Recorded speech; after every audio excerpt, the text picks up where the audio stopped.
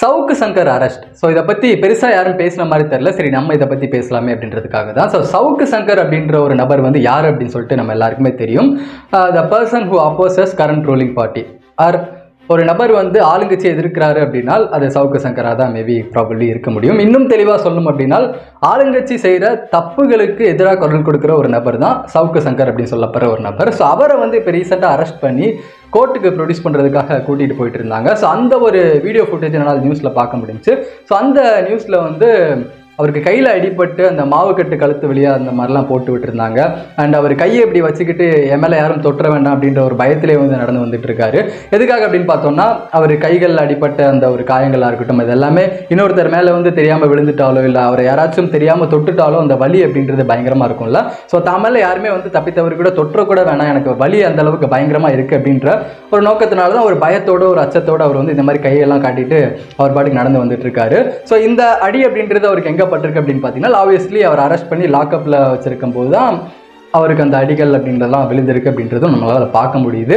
எதுக்காக இவர் அரெஸ்ட் பண்ணியிருக்காங்க அப்படின்னு நம்ம பார்க்கறதுக்கு அதுக்கு முன்னாடி சவுக்கு சங்கரோட அட்வொகேட் லாயர் வந்து ஒரு பிரஸ் மீட் கூட வச்சிருந்தாரு. ஸோ அதில் சவுக்கு சங்கரோட லாயர் என்ன சொல்லியிருந்தாரு அப்படின்னு பார்த்தீங்கன்னா, இந்த அடிகள் எல்லாமே லாக்அப்பில் அவர் அரெஸ்ட் பண்ணி அவங்கள போட்டு அடிச்சிருக்காங்க, சவுக்கு சங்கரை போட்டு அடிச்சிருக்காங்க, போலீஸ் எல்லாருமே அடிச்சிருக்காங்க அப்படின்ற மாதிரி தான் அந்த லாயருமே ப்ரெஸ் மீட்டில் சொல்லியிருந்தாரு. அண்ட் அதையும் தாண்டி வந்து அவரை கோர்ட்டில் ப்ரொடியூஸ் பண்ணி அவரை ஜெயிலில் வச்சு கொலை பண்ணுறதுக்கெல்லாம் முயற்சிகள் கூட நடக்கிறதுக்கு வாய்ப்பு இருக்குது அப்படின்ற மாதிரி சவுக்கு சங்கரோட லாயர் சொல்லிட்டு இருக்கிறாரு. அட்வொகேட் நின்று பேசிட்டு இருக்கிறாரு. ஸோ அது எந்த அளவுக்கு உண்மை அப்படின்னு சொல்லிட்டு நமக்கு தெரியல. ஸோ அவரை எதுக்காக அரெஸ்ட் பண்ணியிருக்காங்க, பேசிக்கலி சவுக்கு சங்கரை வந்து எதுக்காக இப்போ ரீசெண்ட் டைம்ஸில் அரெஸ்ட் பண்ணியிருக்காங்க அப்படின்னு பார்த்தோம்னா காவலர்களை பற்றி தப்பாக பேசிட்டாரு, அதில் முக்கியமாக வந்து பெண் காவலர்களை பற்றி தப்பாக பேசிட்டாரு அப்படின்ற ஒரு காரணத்துக்காக அவர் வந்து அரெஸ்ட் பண்ணியிருக்காங்க. அதுக்கு என்ன சொல்கிறாங்க அப்படின்னு பார்த்தீங்கன்னா, நாங்கள் பெண் காவலர்களை கூட வந்து எடுத்துடுறோம், பெண்களை பற்றி அவர் வந்து இழிவாக பேசிட்டாரு, ஸோ அதுக்காக தான் நாங்கள் வந்து சவுக்கு சங்கரை அரெஸ்ட் பண்ணிட்டோம் அப்படின்ற மாதிரி ஒரு விஷயத்தை வந்து சொல்கிறாங்க. பட் இதுக்காக மட்டுமே அவரை வந்து அரெஸ்ட் பண்ணியிருக்காங்களா, இதுக்காக மட்டும்தான் அவரை வந்து டார்கெட் பண்ணி அரெஸ்ட் பண்ணியிருக்காங்களா அப்படின்னு கேட்டிங்கன்னா அது மிகப்பெரிய ஒரு கேள்விக்குறியாக தான் இருக்குது. ஏன்னா சவுக்கு சங்கர் அப்படின்னு சொல்லப்படுற ஒரு நபர் வந்து கவர்மெண்ட்டை அப்போஸ் பண்ணி பேசுகிற ஒரு நபராக தான் ஃப்ரம் த பிகினிங் டைமாகவே இருந்துட்டு இருக்காரு. அதுவும் முக்கியமாக இப்போ ரூலிங் பார்ட்டியில் யார் இருக்காங்களோ ஸோ அந்த கவர்மெண்ட்டை எதிர்த்து பேசுகிற ஒரு நபராக தான் சவுக்கு சங்கர் எப்பவுமே பார்க்கப்பட்டு இருக்கிறாரு. ஸோ அவர் கவர்மெண்ட் பண்ணுற தப்பை பற்றி பல விஷயங்களை போட்டு பல உண்மைகளாக இருக்கட்டும் பல விஷயங்களாக இருக்கட்டும் அவர் ஓப்பனாக சோஷியல் மீடியாவில் பேசியிருக்கிறாரு. ஸோ அந்தந்த காரணங்களுக்காக கூட வந்து சவுக்கு சங்கரை இப்போ ரீசெண்டாக அரெஸ்ட் பண்ணியிருக்கலாம். ஒரு நபர் வந்து கவர்மெண்ட் பண்ணுற தப்பை பற்றி அப்போஸ் பண்ணி பேசிட்டாரு, கவர்மெண்ட் பண்ணுற தப்புகளை வந்து எடுத்து சொல்லிட்டாரு, அதுக்காக மட்டுமே வந்து அந்த நபரை நம்ம டார்கெட் பண்ணி அரெஸ்ட் பண்ணிட்டோம் அப்படின்னா அது வந்து தப்பா இருக்கும், அது முதலியும் கிடையாது. ஸோ அவர் ஏதாச்சும் ஒரு விஷயத்துல மாட்டுவாரு, அப்போ அவரை வந்து நம்ம அரெஸ்ட் பண்ணிக்கலாம் அப்படின்ற ஒரு நோக்கத்துல தான் இந்த பெண்களை பத்தி இழிவா பேசியிருக்காரு அப்படின்ற ஒரு கான்செப்ட்ல வந்து அவர் அரெஸ்ட் பண்ணியிருக்காங்கன்னு நினைக்கிறேன். ஏன்னா பெண்களை பத்தி இழிவா பேசிட்டாரு அப்படின்னு சொல்லிட்டு இவரை இப்போ அரெஸ்ட் பண்ணி இந்த அளவுக்கு அடிச்சு கோர்ட்ல ப்ரொடியூஸ் பண்றாங்க அப்படின்னா அது எல்லாருக்குமே இந்த மாதிரி பண்ணிருக்கும். கரெக்டா, இது வரைக்கும் பெண்களை பத்தி இழிவா பேசின நபர்கள் அப்படின்னு நம்ம லிஸ்ட் எடுத்தோம் அப்படின்னா நிறைய பேர் பேசியிருக்காங்க. அது சினிமா ஆக்டர்ஸ் மன்சூர் அலிகான்ல இருந்து இருக்கட்டும், த்ரிஷா இஷ்யூ போச்சு ரீசெண்ட், அது கூட நமக்கு தெரியும். அண்ட் அதை தாண்டி வந்து இன்னொரு எக்ஸ்எம்எல்ஏ யாரோ ஒருத்தர் வந்து அதே த்ரிஷா விஷயத்துல ஒரு குன்றத்தூர்ல அந்த ஒரு ரெசார்ட் விஷயம், ஸோ அந்த மாதிரி பெண்களை பற்றி இழிவாக கூட நிறைய பேர் பேசியிருந்தாங்க. ஸோ அவங்க எல்லாருக்கும் இந்த மாதிரி தண்டனைகள் கொடுக்கப்பட்டுச்சா, இந்த மாதிரி அரெஸ்ட் நடந்துச்சா, அதிரடி அரெஸ்ட்லாம் நடந்துச்சா அப்படின்னு கேட்கும்போது அது மிகப்பெரிய ஒரு கேள்விக்குறியாக தான் இருக்குது. ஸோ சவுக்கு சங்கர் அரெஸ்ட் பண்ண காரணம் அப்படின்றது இது மட்டும் கிடையாது, அதை தாண்டி அதுக்கு பின்னாடி இன்னும் பெரிய காரணங்கள் இருக்குது.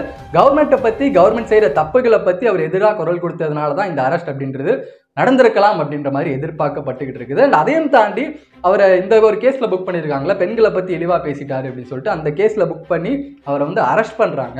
அரெஸ்ட் பண்ணி 1 மணி நேரம் கழிச்சு அவரோட கார்ல இருந்து கஞ்சா எல்லாம் கண்டுபிடிக்கப்பட்டிருக்கு அப்படின்னு சொல்லிட்டு அந்த கேஸ்லயுமே அவரை புக் பண்ணி அரெஸ்ட் பண்ணி லாக்அப் கூட்டிட்டு போய் அதுக்கப்புறம் அந்த அடிகள்லாம் வந்து கொடுக்கப்பட்டிருக்குது. ஸோ இது எல்லாமே வந்து சினிமாவில் நடக்கிற ஒரு விஷயம் மாதிரி தான் நமக்கு தெரியுது. கரெக்டா, லாக்அப்ல வச்சு அடிக்கிறதா இருக்கட்டும், இல்லை கஞ்சா கார்ல இருந்து எடுத்து அரெஸ்ட் பண்றதா இருக்கட்டும், இல்லை ஜெயிலில் வச்சு அவரோட கதையை முடிக்கலாம், அவரை வந்து கொண்டுறாங்க அப்படின்னு சொல்லிட்டு எதிர்பார்க்கப்படுற விஷயங்களா இருக்கட்டும், இது எல்லாமே இந்த வடசென்னை படத்துல நடக்கிற விஷயங்கள் சினிமாவில் பார்க்குற அளவுக்கு தான் நம்ம எல்லாருக்குமே தெரியுது. கரெக்டா, ஸோ இந்த அளவுக்கு விஷயங்கள் அப்படின்றது வந்து இங்கே நடந்துக்கிட்டு தான் இருக்கு. இப்போதான் தமிழ்நாட்டில் இப்போ ரீசெண்டாக அதுதான் போயிட்டு இருக்குது. ஸோ ஒரு மனிதர் வந்து கவர்மெண்ட் பண்ற தப்பை வந்து எடுத்து சொல்லிட்டாரு, கவர்மெண்ட் பண்ற தப்புகளுக்கு வந்து எதிராக குரல் கொடுக்குறாரு அப்படின்றதுக்காக ஒரு அரெஸ்ட் நடந்து இந்த அளவுக்கு அவரை துன்புறுத்துறாங்க அப்படின்னா அது நிச்சயமா என்கரேஜ் பண்ணக்கூடிய ஒரு விஷயம் கிடையாது. ஏன்னா ஒரு டெமோக்ரஸி, ஒரு கவர்மெண்ட் அப்படின்னு நம்ம எடுத்துக்கிட்டோம் அப்படின்னா for the people, by the people, of the பீப்புளாக தான் அது இருக்கணும் அப்படி தான் இருக்கணும். பட் அதை தாண்டி அந்தந்த பீப்புளுக்கே இந்த மாதிரி நிலைமை ஏற்படுது. அப்போ நாளைக்கு வந்து கவர்மெண்ட் பண்ணுற தப்பை பற்றி யாருமே பேச முடியாதா?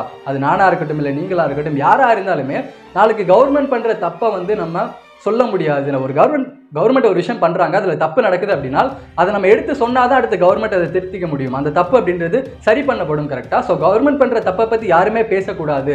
பேசுனா நாளைக்கு அவங்களுக்கும் இந்த மாதிரி ஒரு நிலைமை தான் அப்படின்னு சொல்லிட்டு ஒரு நிலை ஏற்படுது அப்படின்னா அதை கண்டிப்பாக நம்மளால் ஏற்றுக்க முடியாது. ஸோ இந்த வீடியோ நான் பேசுகிறதுனால வந்து நான் சவுக்கு சங்கருக்கு சப்போர்ட் பண்ணி பேசுகிறேன் அப்படின்னு யாரும் நினச்சிட வேண்டாம்.